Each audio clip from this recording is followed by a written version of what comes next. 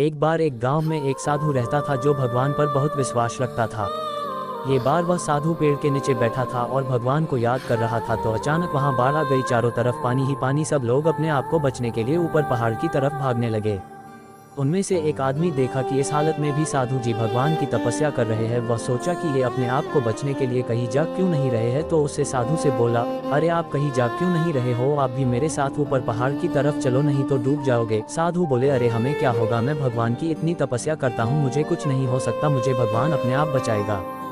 धीरे धीरे पानी साधु के कमर तक आ गया। अब लोग वहां से नाव लेकर निकलने लगे तो उनमें से एक ने साधु से कहा, अरे पानी आपके कमर तक आ गया है, आप हमारे साथ चलो। तो साधु ने कहा कि नहीं नहीं, भगवान मुझे अपने आप बचाएगा, और वह नाव वाला भी वहां से निकल गया।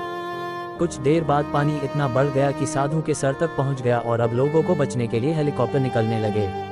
एक हेलीकॉप्टर साधु के पास आया जो कि आखिरी हेलीकॉप्टर था। साधु के पास नीचे रस्सी फेंकी और बोला, इसे पकड़ो और ऊपर आ जाओ, नहीं आप डूब जाओगे, यह आखिरी हेलीकॉप्टर है और आपके पास में दूसरा कोई रास्ता नहीं है बचने के लिए। साधु ने कहा, ये रस्सी वापस ऊपर खींच लो और आप चले जाओ, मुझे भगवान के ऊपर पूरा भरोसा है, वह मुझे बचा लेगा। पानी काफी ऊपर आ गया, पेड़ डूब गया और साधु की भी डूबने से मौत हो गई।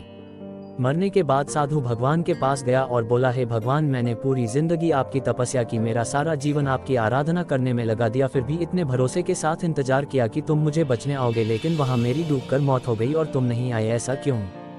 भगवान बोले, मूर्ख इंसान, एक नहीं 3 बार आया था, वो तीनों बार मैं ही तो था, पहला पैदल, दूसरा नाव के द्वारा और तीसरा हेलीकॉप्टर के द्वारा, लेकिन तुमने मेरा एक भी अवसर पहचान नहीं पाया, पता नहीं किसका इंतजार कर रहा था।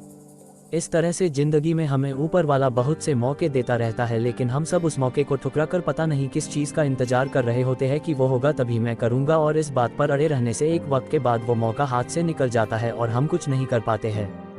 तो किसी भी अच्छे समय का इंतजार मत करो, जो भी करना है आज और अभी से ही शुरू